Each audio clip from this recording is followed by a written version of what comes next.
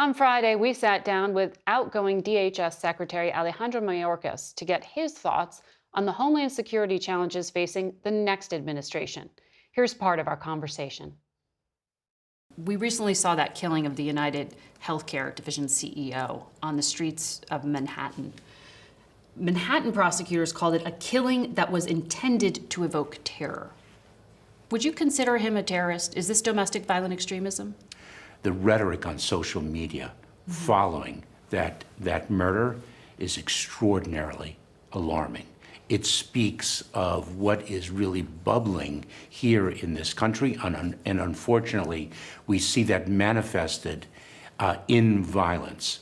The domestic violent extremism that exists, the threat of it in the United States is one of the great threat streams that we must counter. But when you say something's bubbling, what's the national trend that you're seeing?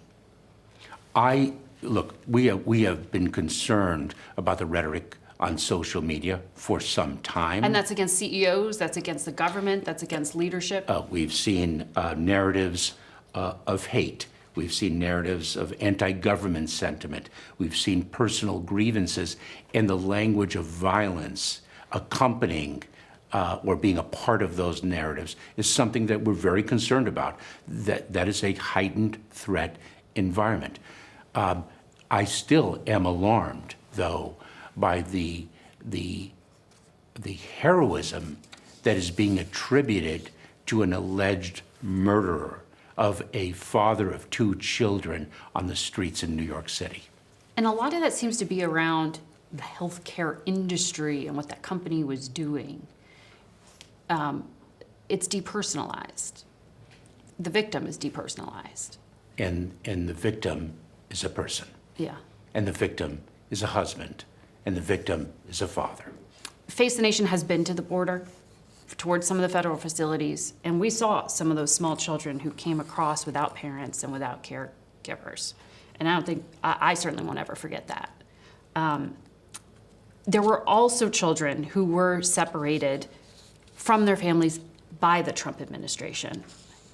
The last report we saw shows that Homeland Security reunified just short of 800 children with their parents. Why is it so hard to reunite families, and how much unfinished business are you leaving behind here? So we are very proud of the work that we performed through the Family Reunification Task Force, but there's more work to be done.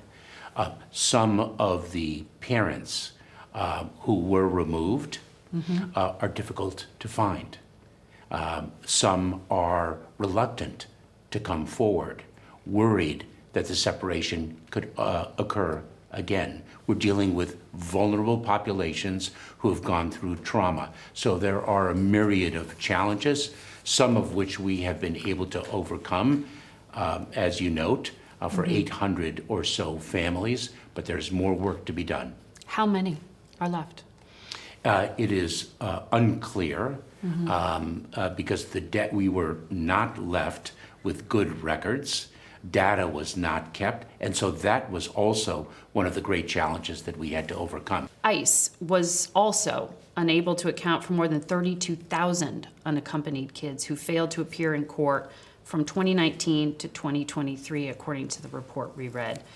The incoming border czar, Tom Homan, says these children are being exploited and trafficked. Is that true? Well, Do you know?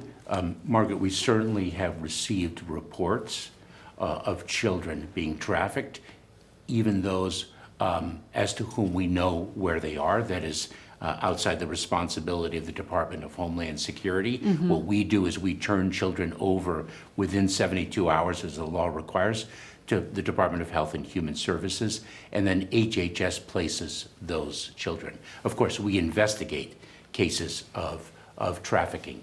But there are children who are reunited with a parent here in the United States or a legal guardian, and they move. And sometimes the government loses track. Individuals do not comply with their reporting obligations or otherwise. I think it is inaccurate to say that all of them are trafficked or victimized. In December of last year, border crossings were at record highs. Now they've dropped to the lowest level of the Biden administration. How much of that drop-off is because Mexico is now stopping migrants from even getting to that southern border of the United States? That is critically one element of it. It is not the only element of it. The president took executive action in June of this year. That has been a key driver of the low number of encounters at our border. We are now delivering to the incoming administration a southern border at which the number of individuals encountered is well below the level experienced in 2019, the last year before the pandemic. But the immigration surge into the U.S. since 2021 has been the largest in American history. That Yes. is incredible. Oh, and So- it is, Margaret, it is one element of the greatest displacement of people in the world since World War II. This is a phenomenon that has not been unique to the southern border of the United States. Right.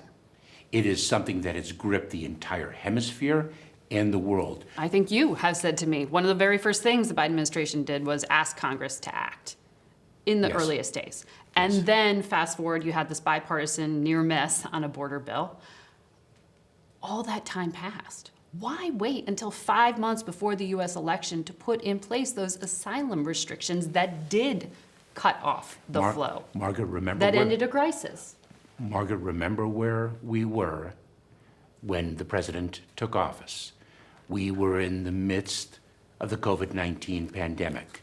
The prior administration had imposed Title 42, which is a public health authority, and enabled us to expel individuals, to continue to expel individuals at the border as the prior administration Right. had done.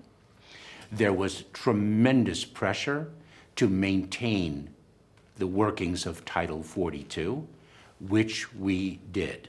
That held until May of 2023. We then turned to Congress and we asked for supplemental funding that was desperately needed to make our administration of a broken immigration system work much better. We were denied. We went back to Congress a second time and requested supplemental funding. Denied. We then turned to the bipartisan negotiations, which proved successful, which were then killed. The result of it, a really terrific solution, was killed by irresponsible politics.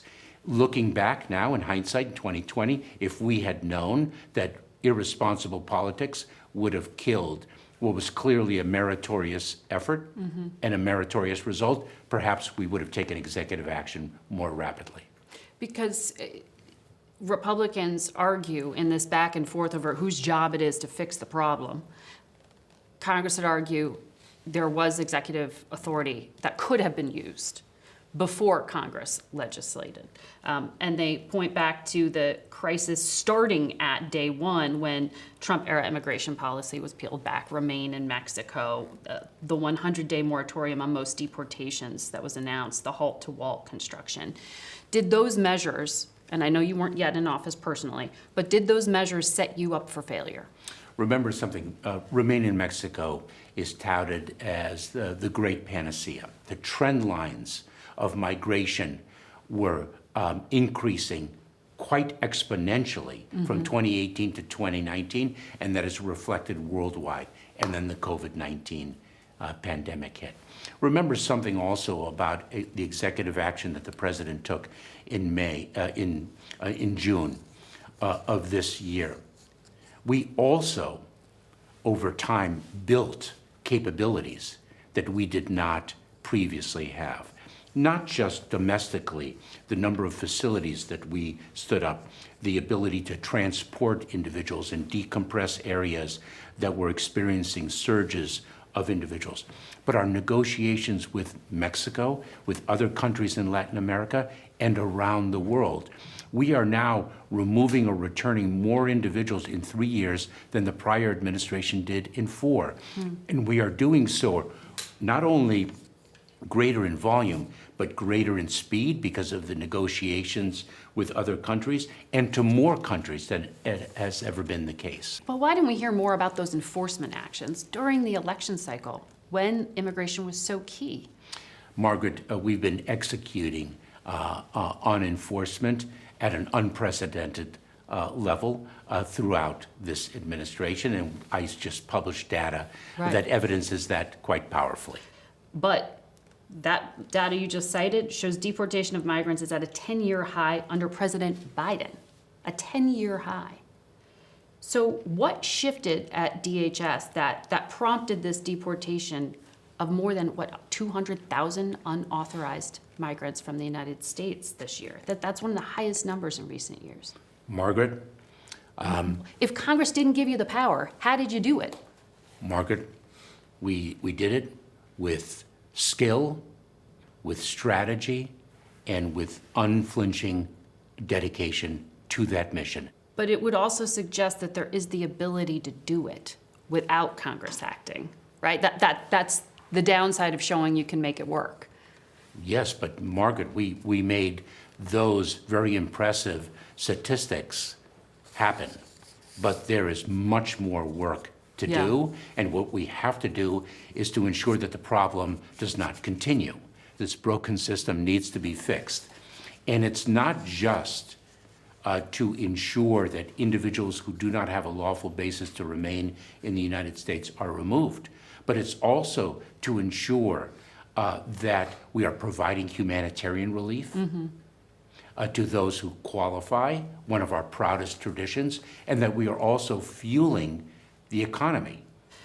You said recently that this massive Chinese hacking known as Salt Typhoon, the hacking of 8 telecom companies that siphoned up this metadata, the phone call records, logs, and information from millions, potentially, of Americans was accessed.